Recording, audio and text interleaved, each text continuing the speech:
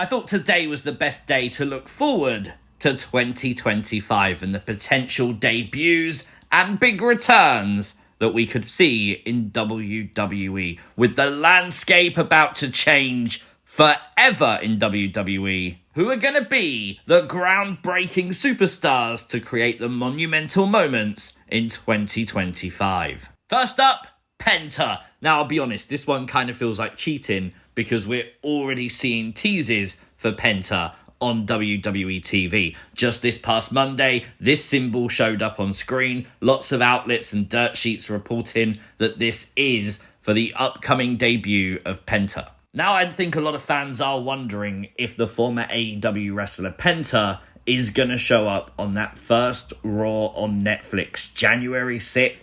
It would make a lot of sense. Hit the ground running. What a big night to debut on. That would be pretty cool. With all the reports that Jordynne Grace's TNA contract is set to expire in January of 2025, with her previous appearances in the WWE Royal Rumble and on NXT, I think it's only a matter of time until we see Jordynne Grace in the WWE. A surprise appearance in the Women's Royal Rumble would be pretty cool for her WWE debut, but I actually do expect Jordynne Grace to spend some more time in NXT, mainly because her last appearance there, they kind of left it on a bit of a cliffhanger between her and Zarya, and I would love to see that feud play out. While we look forward to seeing Jordynne Grace, someone we won't see is John Cena. Now, everyone's aware John Cena is coming back for 2025. One final year. One last run for John Cena. We know his final match will take place in December, but I think this is going to be the year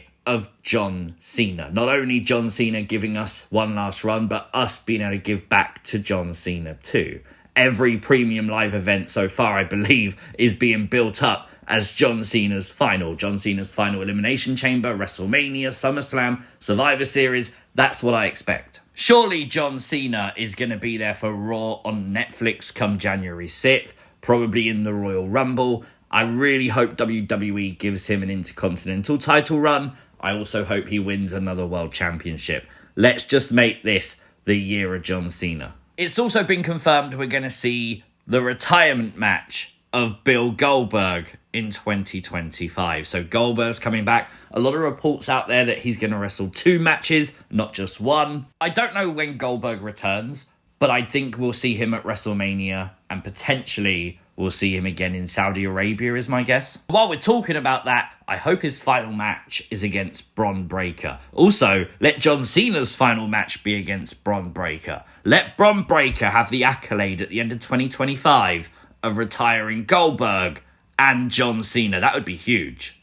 Becky Lynch. Now, someone else I expect to see around the Netflix premiere because she was photographed with the WWE superstars and management at the Netflix press conference. Well, I can see Becky coming back around that first show because of Liv Morgan. Very recently, Liv Morgan's brought back the catchphrase, "I retired Becky Lynch." A very easy, natural storyline to move on to for Liv after the Rhea Ripley feud, which will end hopefully on January 6th when they battle on Raw on Netflix. Alexa Bliss. It's been nearly 2 years since we've seen Alexa in WWE, but we are anticipating her return. We kind of hoped it might have happened already, but the fact it hasn't kind of greenlights it for 2025. I loved her portrayal of a dark character in WWE. Is that how WWE is going to return her? I genuinely have no idea. Alexa herself has commented and said that she never likes to look backwards. She always likes to evolve and become something new. Whatever that is, I can't see WWE forgetting the last time we saw Alexa, and obviously the run and the build to that of Uncle Howdy stalking her. We still don't know what that was about. Will they make it make sense by putting her in the Wyatt Six, or against the Wyatt Six, or completely ignore the Wyatt Six? Time will tell, and I guess right now it comes down to what you believe. Talking of believe, do you believe in Joe Hendry? I do, and I believe in the rumours that he is WWE bound. Now, there's a lot of uncertainty as to when his TNA contract actually expires. We've seen him a lot in NXT. We've seen the crowd reactions. You see the signs on Raw and SmackDown. Undoubtedly, management in WWE have taken note of that. Undoubtedly, when they can, I'm sure they're going to make a really big play to sign Joe Hendry. We recently saw Rhino return in the ECW arena for NXT on their ECW night.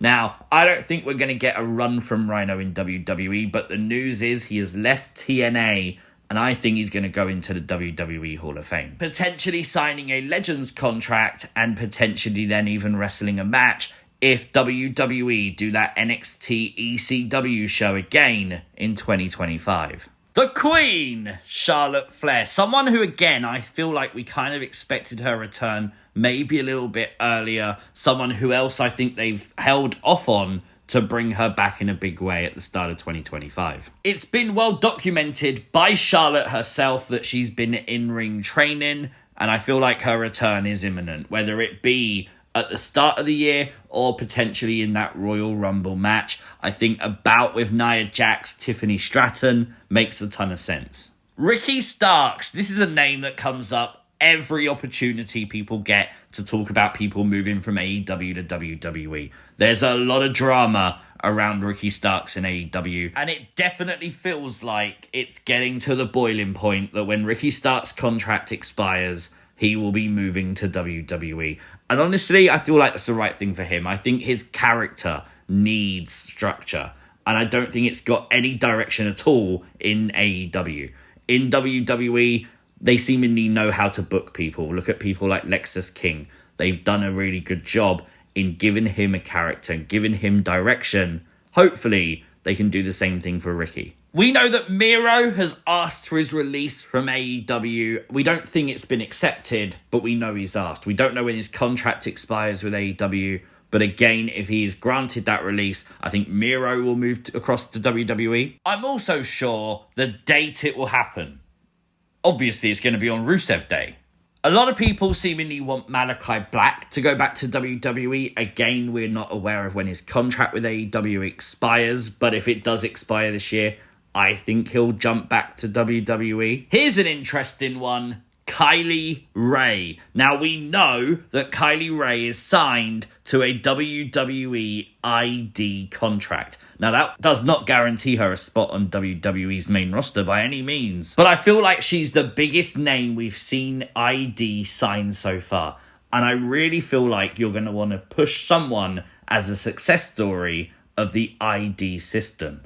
I can see that being Kylie Ray, therefore Kylie in NXT, or even pushed even further than that to the main roster is more than possible in 2025. Now, we know there's going to be other WWE current superstars returning from injury. I feel like Randy Orton's going to have a very big return, as Randy's probably going to look for revenge on Kevin Owens. I also think Bronson Reed, when he's ready to return, he's going to have a huge return, and we're going to see him get a rocket ship strapped to him. I think it was being strapped to him just as he got injured in War Games. There's also Carmella. Carmella hasn't been seen for nearly 2 years in WWE. Once again, she was pregnant. She had the baby. We know she had some complications following the birth, but there really hasn't been any news or teases or hints, so Carmella's return is possible. Big E. Now, I'd love to see Big E come back from his neck injury. Obviously, we know that they said in the New Day segment that he would never be cleared again.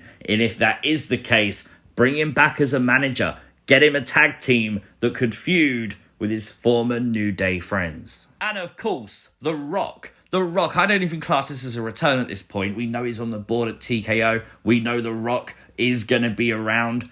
Now, there's a lot of reports that The Rock won't be at WrestleMania. I'll be honest, I don't buy them. I think The Rock will be there. I think The Rock will be on Raw on Netflix. We'll just wait and see. Who would have thought in December 2022 that in 2023, CM Punk would return to the WWE? Just proving you can put these predictions out there, but still anything could happen. Just please let AJ Lee return in 2025. Please.